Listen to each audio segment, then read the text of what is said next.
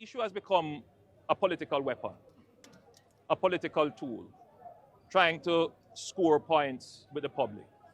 Public is very smart. Public looks on and say, you know, look at these people talking now. Look at what they did when they were government. They were the same ones asking us not to say anything. And here they are now asking us to say something. We take a position that the law as it is established puts in place a gag clause. I don't like to use the term a gag clause. It seems as if there is something suspicious or something being hidden. But what it is a protection for due process. That's what it is. If there are any issues, then it is not for persons who don't have the full information or the power to investigate, to adjudicate. And that is why we have placed the power in an entity, in an authority that has the power and the access to the information to investigate and then report to the public. There is cause for concern or there isn't cause for concern. But this business of trying to try people before an investigation is not the due process of our jurisprudence. And, you know, the question is still going to be asked. Are there members of my party who have been written to for this crime of illicit enrichment? My straight answer is that I have asked as far and as wide. I have gotten that response from everyone, but as far as I have been told, no. People have been written to, as the Integrity Commission does almost daily. But I have not heard of anyone in my political party being written to for this matter of illicit enrichment. What has been done with each person coming out and saying, no, I haven't been written to? Who genuinely can say that they are telling the truth? Really? I could have asked and someone could say, no, I haven't been written to, because they may have not got the letter. The letter may have been sent somewhere and then they will come to me afterwards and say, you know, I didn't get the letter. In other words, this process is just political gimmickry that the opposition is doing. Let's be real. We built this process. They were a part of it. Let us support the process as it is and let it work. We have put several $1 billion into supporting and developing the Integrity Commission since its establishment. It is working. Everyone agrees there needs to be some refinement. For those people who are lobbying to change the law, I have no challenge with that. Democratic society, please lobby. But let us give context to the debate. The gag clause, as it is being called, is not without its merit.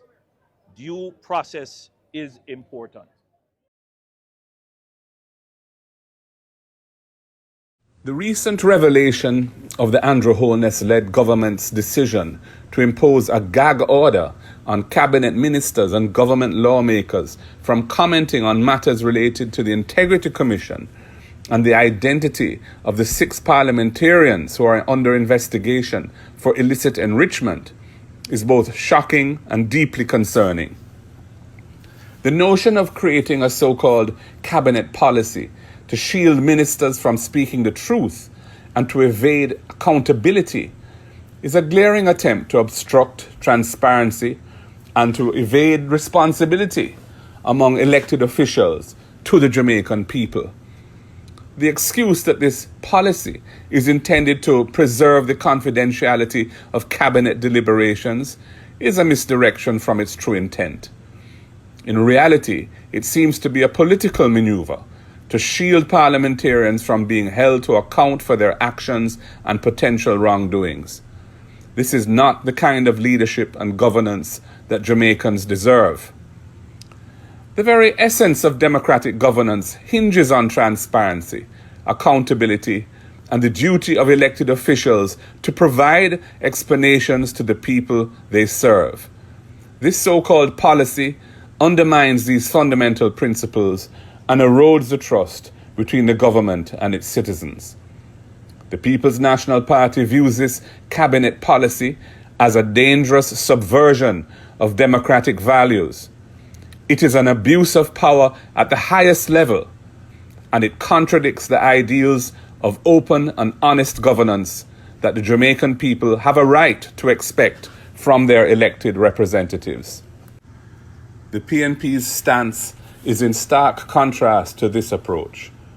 We have taken the responsible step of voluntarily disclosing the status of all our parliamentarians with regard to the investigation by the Integrity Commission.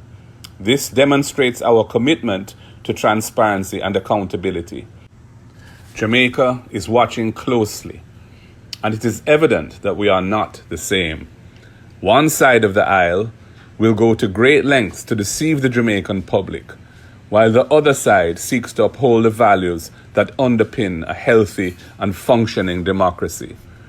The signing of the Integrity Commission's Leadership Code of Conduct is another example of this. We call upon the government to reconsider their decision, to respect the principles of transparency and accountability, and to put the interests of the Jamaican people first.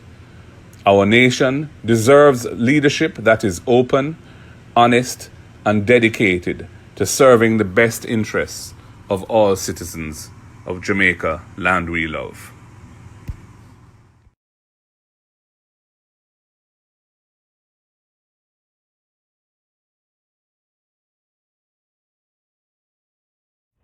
May I say something to you to give you a true knowledge of yourself and life, so that the same glory and success attained by other men who understand themselves may be yours? Man in the full knowledge of himself is a superb and supreme creature of creation. When man becomes possessor of the knowledge of himself, he becomes master of his environment, the captain of his own ship, the director of his own destiny, the accomplisher of his own ends. Man should understand himself because man is full of knowledge, and this knowledge is a gift of nature. When Mother Nature created man, she deprived him of nothing. He was given the faculty of understanding all things around him. This faculty for understanding has not been taken away from him. None of his senses have been taken away from him. So there is no excuse for the black man in lacking the knowledge that man is used to beautify the world and produce all that he needs for his happiness and civilization. It was just starting up. We used to go to the record manufacturing place where we would be introduced to what the idea of Tough Gang was, which was a artist-owned company that make them own records, manufacture records, have them own studio, have a full in-house independent operation. And I think a lot of the idea behind that independence of operation comes from some of the philosophies of Marcus Garvey, which in those days it was the black man, the black people never own them own stores, they never have the entrepreneurship going. So I think a lot of the ideas that my father had about doing his own business coming from some of the teachings of Marcus Garvey.